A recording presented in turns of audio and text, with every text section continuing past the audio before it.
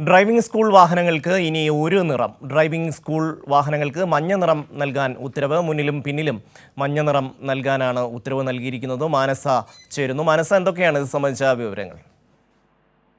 July 10 മുതൽ തന്നെ ഇത്തരത്തിലൊരു ചർച്ച നടന്നതിനെ തുടർന്ന് ഡ്രൈവിംഗ് സ്കൂളുകളുടെ നിറം മാറ്റണം, അല്ലെങ്കിൽ ഒരു നിറം മതി എന്ന തീരുമാനത്തിൽ എത്തിയിരുന്നു. ഏതായാലും ഒക്ടോബർ 1 മുതൽ ഈ ഉത്തരവ് നിലവിൽ വരുന്ന വിധത്തിലാണ് നിലവിലെ തീരുമാനം. ഡ്രൈവിംഗ് സ്കൂൾ വാഹനങ്ങൾക്ക് മഞ്ഞ നിറം നൽകാനാണ് ഉത്തരവായിരിക്കുന്നത്.